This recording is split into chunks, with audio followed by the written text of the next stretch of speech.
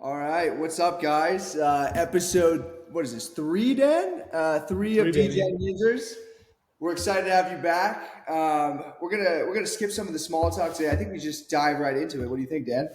Let's do it, baby. I was at the game this weekend, and you know what? We were right. Kenny Pickett, clutchest quarterback in the history of mankind. The fourth quarter specimen. We literally called it. All I see on talk shows this week is Kenny Pickett, the fourth quarter GOAT. It's like we were here. We know this. We've been Yeah, I mean, around. we said it in our podcast last week. So, I mean, we must be seeing something that no one else has. But I'm glad that the media is finally realizing that I think Kenny Pickett might have the best QBR in crunch time minutes. I mean, I'd have to look at the stats, but what was his QBR that game? I think it was above 90. So, Yeah, he played good. Terry Bradshaw said it perfectly. He's the perfect quarterback for the system. I mean, I know like we're kind of overreacting. We won 2 games in a row, but like at the end of the day, he is very selfless, which I like. Like yeah, I he mean, doesn't care. He doesn't care if he gets the stats. Like he had no touchdown passes, but he still played great. So yeah, I mean that's a classic Kenny Pickett game. I mean he was efficient. He was getting the ball to the receivers. Deontay and Pickett's had both pretty serviceable games, especially Deontay coming back. Obviously, they got to clean up the extracurriculars after every single catch they make. They want to make a scene. So actually, half of their highlight catches got back 15 yards, but it looks good on the film. And in terms of Kenny Pickett being our guy, I mean, I like it, and I like that it's getting some media attention. I don't think Terry Bradshaw is the best source, but 'cause I think he might add like CTE the way he was talking in the rest of that interview. yeah. But he's like, he's a high quarterback. He's like, who's that running back from Alabama? I'm like, Najee Harris. I'm like, does this guy even watch the Steelers? Yeah. But yeah, no, I mean, that was overall a good game. I felt like the defense really played well as well. TJ Watt obviously comes up with a huge highlight play. I mean, is there anything that guy can't do? Do you think there's even a Yeah. debate that he's the best It was defender so in the funny league? because I always watch TJ Watt every play, and I was at the game, and that was the first play because it was the first play of the half. It was the first play he didn't start on the line of scrimmage. I was like, where the hell is TJ Watt? And then the play started, and then he got a pick. I was like, oh, there's TJ Watt, the go. And he was running right at me. It was hype, and I think it's fair to say that he outperformed Aaron Donald that game. Aaron Yeah, Donald Aaron didn't do Donald much. was super quiet. I mean, kudos to our offensive line. I felt like they really did well in the game plan. I thought the running backs did well. I mean, Mm-hmm. obviously, no eye popping stats, but a touchdown for the For each of pair. them, first And ones of the season. yeah, so I mean, we'll take it. I think that was Najee's first touchdown since week 17 against the Browns last year. So, I mean, God, Wow. he needed to get off the schneid. Um, Yeah. and yeah, no, that was big. I mean, anytime our running game is getting going, it gives Pickett a lot more options, gives Canada a little more options in the playbook. So I mean, as much blame we want to point at, like we talked about last week, Kenny Pickett, Canada, the offensive line. At the end of the day, football is a team sport, and as long as all three things are flowing, that's whenever you're going to be able to make blame. But clearly, there's been some deficiencies in each area, and this was like the first game that it all kind of came together. So I think we saw a good Yeah. product out there. I mean, you still saw that we had a tough first half, especially offensively. I mean, there's just too many possessions where we just can't even hold, like we can't even like get close to a first down, or like first play like we'll get like 8 yards, and then we still have to punt on that same like second and third down. It's like a loss. It's like it's annoying. So I mean, there's still like Matt Canada isn't doing perfect, but I think he is improving a little bit. I don't know if it's Matt Canada or the players, but Yeah, I I mean, liked how he looked. yeah, I mean, I liked Matt Canada's reaction to I think it was Jalen Warren's touchdown, and that I think it was a 19-yard touchdown run, and he's in the Yeah. booth. He's like, yeah, and like they're like, okay, like he called that, like let's go Canada, and then they go to Najee's touchdown. Apparently, that was an audible because you go and you look at the booth for at Canada during Najee's Uh huh. touchdown on that left-hand slide. He looks pissed. So it's kind of funny that The it's very obvious. TV loves just showing the booth nowadays. I guess. I mean, hey, the media knows that there's a lot of scrutiny on this guy, so they want to They want to see this guy's reaction. Canada must be in the booth like, I hate this damn camera right in front of my face, because he probably sees the camera. Yeah, and obviously, I'm glad you were able to do this podcast a little earlier today. I know it's like the first time it's been light out in this podcast because I'm going to the Penguins game tonight. So I'm Let's go, curious. baby. I'm curious to see if they do that Fire Canada chance again. Who are they playing? I think they're playing the Avalanche. Okay. I don't really know. What's that? They won the Stanley Cup, I think, 2 years ago. So yeah, they're I think a good team. did.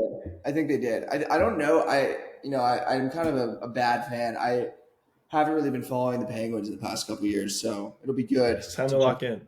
Yeah, it'll be good. So we won. We're 4-2. I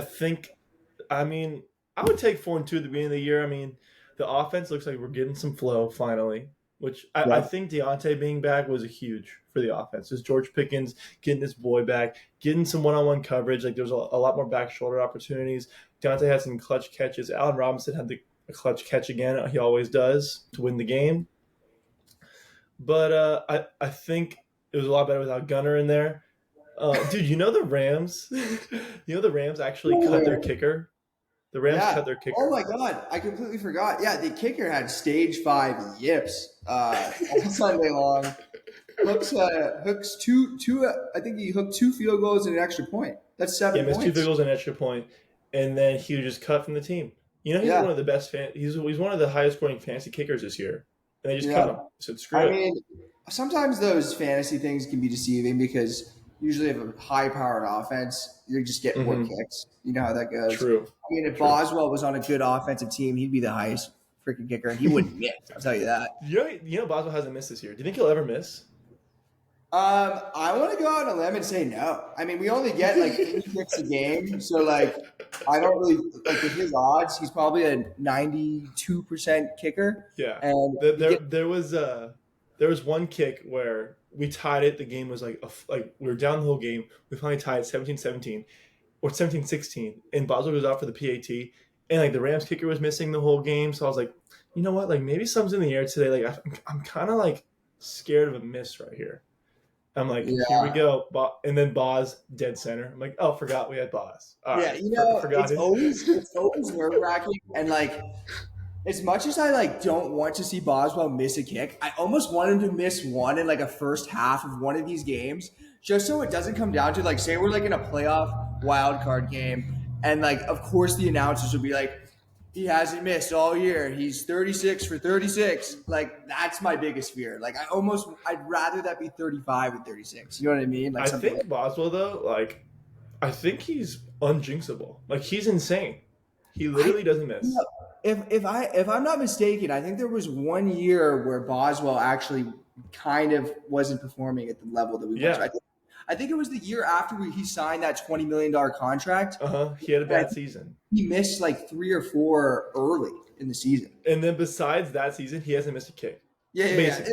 It was just like he just had like one $20 million yips like season, and then since that he's been worth all the bread. So I mean, we'll take it. We'll take it with that. But yeah, no, it's always good. Always good to have a good kicker for sure. I love Boswell. He's our favorite player.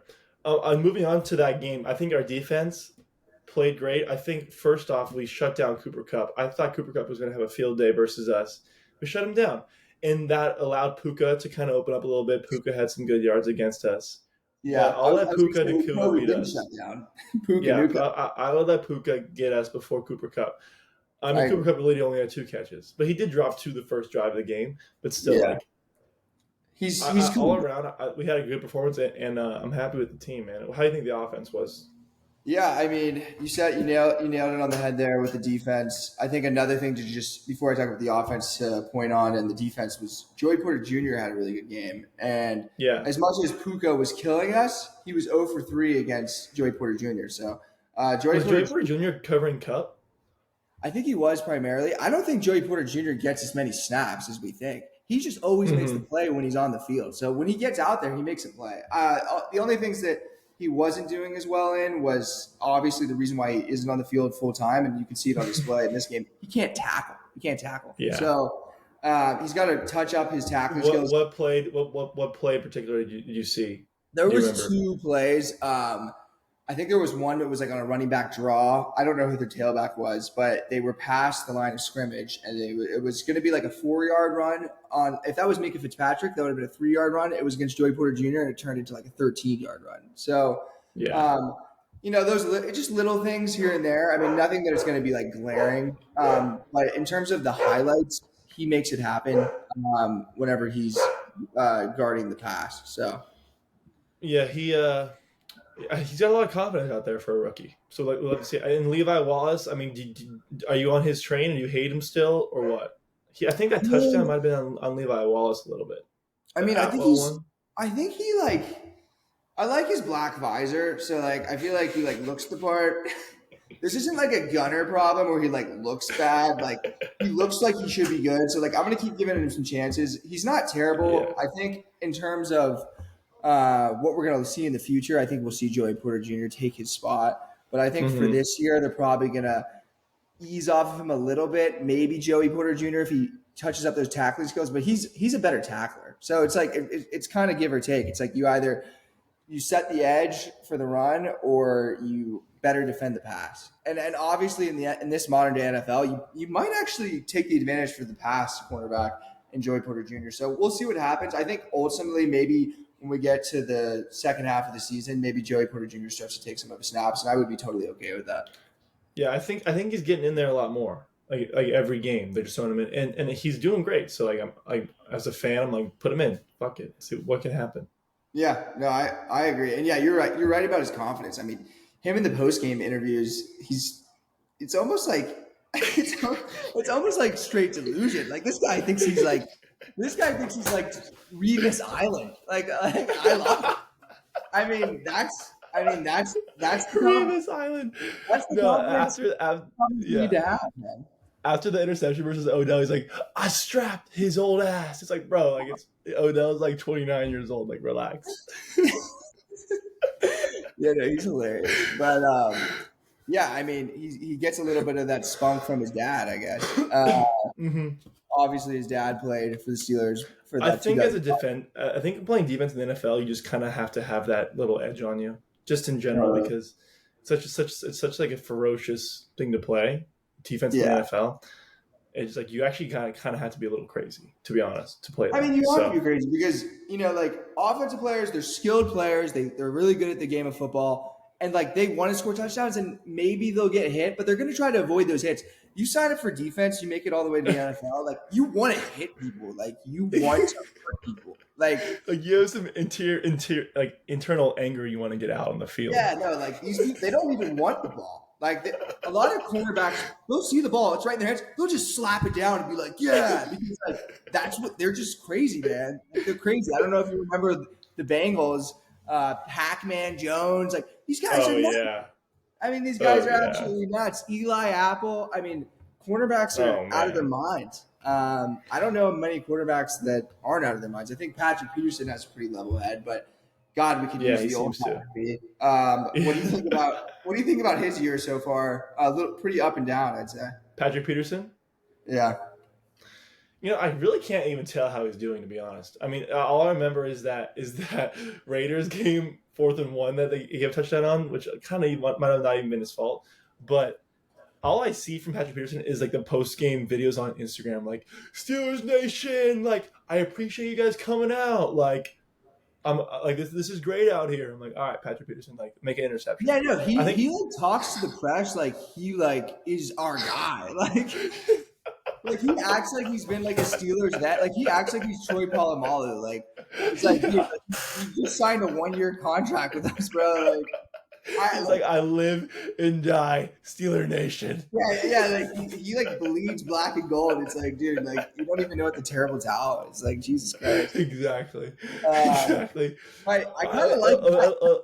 Delusion is good as well. I'm telling you, these defensive backs, you have to have delusional existence to be good in the league, and he's certainly a guy with a resume for it. Let's talk about the offense real quick. What do you think? Yeah, I mean, last time you asked me, I dodged it because. I mean, I guess there's still not much to say besides the fact that this was our best. I think overall, I mean, you could maybe argue with the Vegas game, but this is probably our best offensive game.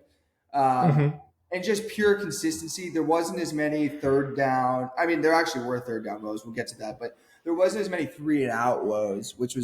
was Hey, nice to watch. listen, so in the fourth quarter, we had back-to-back touchdown drives. When's the last time you saw that as a Steeler fan? Back-to-back touchdown drives. Yeah, I actually maybe this preseason, but that's about it. Besides that, I mean, this preseason, I think we never didn't score a touchdown. I'm pretty sure Kenny Pickett scored yeah, 6 for 6 touchdowns. yeah, it might have been 8 for 8. Yeah, it was something crazy like that. But yeah, no, it's been a while. I think obviously Yeah, was that one touchdown? It was yeah, we had the Jalen Warren and then Jalen Warren. The next, and we got to stop. And the next drive was Najee yeah, Harris. It was I mean, yeah, it was good for fire. them. Good for them, yeah. And then their other touchdown, obviously TJ Watt created that, but 2 back-to-back we'll take. They did convert some key third downs. What do you think of? Go ahead. I just thought that that last third down we converted when Deontay. Let's talk about this. Let's talk about the receivers and how we think Tomlin Was it George Pickens up the middle? Yeah. So I think there was one George Pickens and then there was one Deontay Johnson one that was at the end. I think it was third down. And Deontay Johnson gets the first down to seal the game. We would have needed out. And then we get called for the flag. It gets offset with another flag. So we just have to replay 3rd and 1. And then replay fourth down. And so we didn't get that 4th down. I mean, let's just be real. That was not how it happened. That's not how it happened. That was earlier. Allen Robinson got like an 8-yard catch. And it was like 3rd and 9. And then it was 4th and 1 and we went for it. And I was at the game. I wasn't able to see it, but apparently everyone's in an uproar. We were short. What do you think? Yeah, no, we were dead short. But no, again, I'm pretty positive that we converted that 3rd down, and then it gets called back. And then, yeah, on the 3rd down, we convert to Deontay, gets the first down, gets called back, and then we get to the 1-yard line on the next 3rd down because we had to replay the down, and Allen Robinson was short.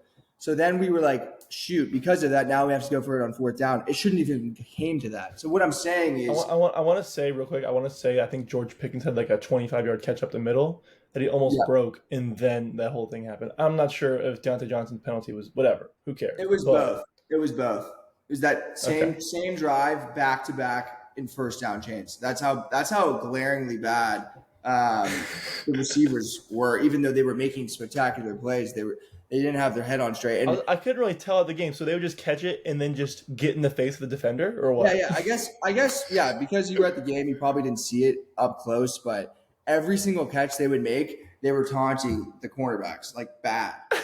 And Deontay Johnson converts that 3rd down. We win the game. He goes like this to Ahkello Witherspoon, our former player for the Steelers, and he goes like this. You can't look at a player and go like this. He gets the flag. We have to go for it on 3rd down.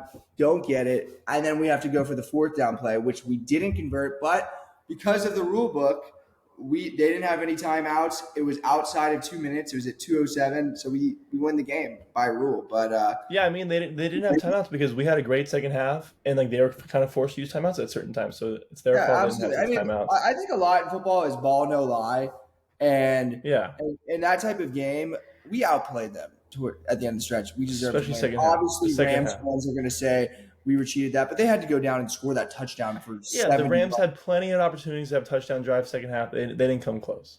Yeah, so solid win. Offense was good. I think the receivers just keep their mouths shut and don't throw all these antics together every time they make a catch. I think it would have even been better because the stats would have been better. Let's talk about George Pickens, though, just in his pure production, even though he is a little bit of a head case this game. He did come up with 100-plus yards again this season. I believe this is his 3rd game. He only had 5 catches, too, so that's pretty good yards per catch. Yeah, so, I mean, he's kind of been a monster this year. He didn't have as many 100-yard games last year, so he's off to a good pace. I'd like to see him get in the end zone a little more. Who do you think is going to be our receiver 1 moving forward? I think George Pickens is our number 1. I mean, even if you look in the interviews, Deontay says, they're like, so how do you get open? He's like, well, I mean, they got to look at 14. Pickett always says, hey, I'm throwing it to 14. So it kind of I know Pickett's progression. He's looking at 14. 14's not there. He's going to 18. So Yeah. I think it's a solid. I think we have two wide receiver one capable Yeah. wideouts. So Just it's a Deontay pretty being back is so clutch. Like there's a lot like there was a couple like 10-yard like comebacks that like we don't ever run, and then Deontay's back and we do it, or like yeah Deontay had some clutch just toe tap like sideline yeah catches that are just like easy first downs. Like we need those, totally. like because any And first those are down the for us those gets are our the rhythm going. he's the type of receiver that's just going to move the chains because Pickens is like Yeah. a big play guy, but we can't rely on that in 3rd and 8. 3rd and 8, we get a curl back Yeah. or like a hitch route, or we do a little little short post. I mean, that's Deontay's bread and butter to pick up that Mhm. first down. So I think the biggest play of the game was like I think it was might have been 3rd and 8, 3rd and 9. I'm not sure if it was tied or we were down by 7, but Pickett hung in the pocket, looked through his progressions, and Deontay came open and got like a 40-yard gain on 3rd and 8. Remember that or no? no. I mean, Deontay's was really good in his game back. I thought he immediately made an Yeah, he impact. looked like he didn't miss a beat. Yeah, I thought he was maybe a little bit more winded. I heard that's why I didn't play as many snaps, just to try to get back into game shape. Yeah. But I think you'll see by next week he'll be right in the fold of things. I think he'll probably go for over 70 yards next week. So give me your overall rating out of 10 of how the team played. Yeah, so I mean, against the Rams, I mean, I predicted a 27-17 score. Didn't quite get that, so I can't give it an A, but I'm gonna give it a pretty B. I'm gonna give it a B. We go into LA. We don't usually do good against these West Coast teams. Rams have been pretty hot this year. They've been playing better than expectations, at least. And we go in there, and that's a game that Steelers often lose in the past. True. And I think this was a big win, and it was a must win because everyone in our division won. So because of the circumstances, it wasn't pretty enough to call it a B, but because of the circumstances, I'm calling it a straight B. Yeah, I think it's one of the better wins we've had in a long time. I'll give it a B plus. Yeah, I totally agree with that. Let's move on. Let's talk about. I don't give it a B plus is. I think the only reason I don't give it a B plus is just because of the coaching. I just think that we need to get our players a little more in line. I felt like Tomlin. The penalties killed you. Yeah, like Tomlin in the post game interview didn't even seem to care, which is good, but and it's easy to address it when you're 4-2. But in a big game, how am I going to trust he's not going to do that if Tomlin doesn't show any discipline? I think. We'll see. I think Tomlin, I was at the game, I was watching him when Pickens got the first penalty. Tomlin pulled him over and talked to him. But at the end of the day, you got to get him back on the field, man. Because Allen Robinson ain't good. Would Pickens even be on the Steelers roster if Belichick was the head coach? Yeah, Pickens hasn't been that much of a head case. Just this game. Just this game. Just this game. I know. I'm just saying there's definitely different methods to the madness in coaching. There's a lot of things that I love what Tomlin does. I think he could have been a little bit harder on the receivers just so they don't do it again. But overall, B performance. And then what were you saying? Let's what was that? And so what were you saying? What was the point you were about to make? Basically, that's all I had for the Rams game. I was making a point. Okay, yeah. So what was the next segment? All right, let's I mean, I was going to talk about the media coverage for the game this coming up, but I think we can just talk about this game coming up, what we're looking at. Jacksonville Jaguars coming into Pittsburgh. It's kind of a matchup of two AFC teams who are, some would say, overperforming this season. Maybe the Jacksonville people kind of expected it. Totally. But I also feel like Jacksonville kind of has, like, they're kind of like have a good record for not really being that good. They've had a weird schedule. They've played in London twice. Mm-hmm. They just played a Thursday night game. So I think like them coming back to earth a little bit. I think this is going to be. I think we're going to win this game. I think we should have a success. I saw Trevor Lawrence was talking smack about the terrible towel this week. You see that or no? No, but I mean, what a dumb move. Yeah. TJ Ushmanjada, whatever his name is. I can tell that Trevor Lawrence has never been to the Steel City before. Yeah. Not the brightest move. I totally agree. I I think the Jags have overperformed this year. I know they started this season in the first 3 games. They were 1-2. They've won 4 straight. Uh, Yeah. and to our advantage, I think that could help us because a lot of times when teams win 4 straight, it's actually harder to get that fifth win than take it out. So they Yeah. probably have a lot of confidence right now, and I think that we might catch them off guard in Heinz Yeah. Field. And Like how many actually, big wins do they have? Like they beat the Saints like on them dropping a pass in the end zone. yeah, and they Like beat the Colts, who is hang steady with some teams. Colts have been playing well, but like lose games. Yeah, yeah, that's a matchup that we need to not take lightly when we play them. Yeah. But I But yeah, think no, Jackson. I think this is going to be a tough game. I can see it going either way. I think Trevor Lawrence, he's had a lot. He's had a lot of success with. He's got some good receivers. I mean, he's got Christian Kirk. He has Mhm. he has that guy from Atlanta who got in trouble with the gambling, Calvin Ridley. Calvin Uh, Ridley and ETN out of the backfield has been getting a lot of touchdowns. He yeah, catches the ball too. the old Clemson duo they had. So Yeah, they definitely ETN's been having a lot of They definitely have touchdowns. some talent on the offensive end. I mean, obviously, with all the hype of Trevor Lawrence coming into the draft a couple years ago, he was supposed to be like the next god. I don't think he's lived up Uh-huh. to those standards, but I think he's starting to show flashes of why he was projected so high. Yeah, I don't think I think he's a pretty solid NFL quarterback at the moment. Definitely. I think he's a little above middle of the road. I think if we're comparing positions from team to team, I think they'll probably outplay us at quarterback position and just pure stats. But I think the difference between the quarterbacks that we're looking at in this matchup between Pickett and Lawrence is, again, who would you rather have with 2 minutes left on the game? So if we can keep this game tight, I like our chances. If we Uh-huh. let them score the first 2 touchdowns of the game, it's a wrap. We're not going to come back. Yeah. Um, I think we have shown a little resilience. I think we might have more of a chance than we did early in the year to make a comeback, but we got to start off Mhm. fast. We got to be the first ones to put points on the board. Yeah. Too often this season, we're going into halftime with losing. So Yeah. I think we tend to pick up a lot of momentum towards the end, which is what you want. But I'm still Mhm. waiting for that game where we can do it all 4 quarters. I want to be optimistic and say this is the week, but I actually don't think this is the week. I think this is one of those games. If we're going to just segue into score predictions, Yeah. I think this is one of those weeks where we start a little slow. I think I think the Jags score the first touchdown. I think we level it out. I think we're down 10-7 going into halftime. Not too high Mhm. scoring, but I do think we pull out the win. So I think the Jags score one more touchdown, and I think we'll score 2 more touchdowns. So that would make it 21-17. I think we win. I think that's the final. Uh, 2017.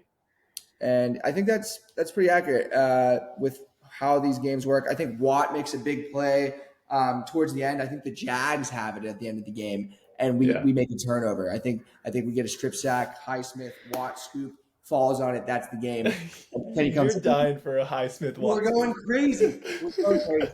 Test bumps and all. I'm actually going to New York this weekend, so I'm flying in at 9 a.m., You're gonna landing see at the 11, game?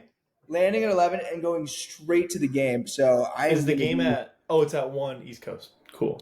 one East Coast. So I'm going to make Got it. it. But yeah, it's That's it's going to awesome. be Well, it's going to be a so lot. you think 21 to 17? 21-17 is my final score prediction. All right. Steelers. Here's my prediction. Might be a bold prediction, but I think we haven't been to Heinz Field in a couple of weeks because we had the bye, and then we cut off a big road win. I think the Steelers are going to be excited to come back in the stadium. I think they're going to bring some of the momentum back from before. I mean, the Jaguars just won a game they shouldn't have even probably won. They haven't played in 10 days. They're probably like kind of a little cocky. I think we might smack them in the mouth early. Okay. Hopefully. I mean, we haven't smacked a team in the mouth early in a while, but I'm kind of feeling this is the game for that. Have we? Have we? No, we haven't. We haven't. No. That's what I'm saying. We haven't in a Actually, while. we did against the Browns. Scored a pick Oh, six. on first the play. First But play. then we couldn't move the ball for the whole half. So Yeah, does that even count? After that, so I wouldn't even count that. No. Yeah. So I think the offense actually might carry some momentum over. Pickens might get going. Maybe not the first drive, but I think maybe we'll get maybe 1 or 2 touchdowns in the first half. Hopefully, maybe some field goals thrown in there, some Boz money, and I think we might have a halftime lead. I think the Jaguars are going to come back a little bit. I feel like they're kind of a team that, like, I think the more Lawrence is on the field, the more he gets comfortable, especially versus Steelers team who can be a little bit wild and like kind of. I mean, it's a little intimidating probably A playing some of these little players. inconsistent in the pass defense. So yeah, I could see Yeah, that. yeah. And so if I mean, I think a big key for us is stopping their run because versus the Rams we have some run trouble also, and I feel like if Jacksonville gets some run going, Lawrence starts opening up, and I think when he has time and open receivers, I think he's pretty deadly. So I think we do end up winning. I think we're gonna get some points. I think the defense might see that we get some points and they might let up a little bit. I think we win 28-21. Similar score to the Rams game. I think. Okay. I could dig with that. Yeah. Give me your worst case scenario score prediction. Okay, yeah, I like this. Worst case scenario score prediction. I think the Jags come out really slow. Okay, so we're thinking that we own these guys. We go up 10-0. And then we get super comfortable. Second quarter, we score 10 first quarter points. They score 2 touchdowns in the second half, go in 14-10, and they blow it open. They win 28-10. We don't score after the first quarter. Pickett stalls out, and it's one of those classic Steelers games where it's the completely opposite of last year. It's like finally Pickett has a good start, but he can't finish it. So that's the worst case scenario. Could I see that happening realistically? Honestly, no, because Pickett likes to wake up late. But worst case scenario, he emphasizes doing well in the beginning and forgets to finish at the end. That would be worst case. I also want to jump on the fact that last week I said that literally our defense has to make like at least one crazy play for us to be in the game, and like maybe 2. We had our one last week. I think we're gonna have to need the defense again, just for something. Yeah. Like I think Lawrence is due for I'm just envisioning a Lawrence just throwing it and then just getting a swat from behind him from Highsmith or Watt. I can totally see that. I think unfortunately we have not been able to we haven't been able to have a full game where like usually like one time the offense is doing really well and then the defense isn't doing well. The defense is usually doing well and the offense is doing well. Like I think this could be the game where we both can come together and both be solid. I think unfortunately TJ Watt has to make a heroic play for us to be in the game. I actually don't think he's going to get one this game. I don't think we're going to need it for once. I think we can win this game outright with our offense. I think our offense is finally going to start flowing, and we're going to prove that we don't need a TJ Watt heroic play to win a game because we actually haven't won a game without that. You know what I'm thinking? I'm thinking it's Minkah time. I think Minkah's due for a play. Woo! I'm glad you said that because Minkah is leading. He's leading the team in tackles, which no one talks about because tackles, for some reason, is like the most unsexy stat. No one talks about it, but it's really important. He's leading the team in tackles. He's still having a good year, but man, I have not heard his name really at all this year. That spark. Well, the thing is, I think people are avoiding him, and also I think I need to give him a little credit. I think he was kind of the guy influencing that kicker on the Rams missed field goals a little bit. He was coming off the edge really hard. I think they see Minkah, they're like, okay, like they get a little in their head. So Minkah's a guy that doesn't have to show up on the stat sheet to impact games. And it's just we're so used to him impacting on the stat sheet, like getting big interceptions, stuff like that. I think his time will come. Why not, Dan? Why not give me a Minkah pick 6? And he sees Watt every week. He sees something. He sees Watt every week in all this glory. I think he must be in his head like, dude, like, all right, it's time for me to do something. Yeah, because it used to be Minkah Watt, Minkah. Now it's just Watt. Like it's not Minkah. Now Watt is too dumb. Hey, Watt has 16 tackles. I have 186. Like, come on. Yeah. It's obviously not that. That's obviously exaggerated, but he's definitely due. He's definitely due. I think if it's not this week. I think he'll end the year at least with 2 interceptions. He has to. I mean, it's bound to happen. All right. Anything else you want to talk about, man? Yeah, I mean, I guess Wembanyama had his debut, but we'll put that. That guy needs to get in the paint, man. That guy needs to get in the paint. He was kind of weak. He looked a little. Get your ass in the paint, Wembanyama. He came alive second half. He had foul trouble. Whatever. Well, that's another episode of Degen Yinzers guys. We'll checking in. Sorry about Drew and CK. Also, we didn't talk about that at all. Yeah, I we're gonna mean, do a poll. Should we just kick them off? Yeah, just click below here if you want Drew and CK off the podcast. We can make that happen. Start doing real guest stars because they seem to have better things to do. All right, well, yes, but we appreciate the support, guys, and we enjoy doing this. So keep on thanks, guys. listening every week. Let's get a big win against the Jags. Wait, actually, the last thing is this is a huge game for 5-2 is so much different than 4-3. It's so much different. It's huge. It's one of those big games. Yeah, so we're going for number 5, and I'm feeling pretty good about it. So thanks for tuning in, guys. We'll see you next week. Here we go.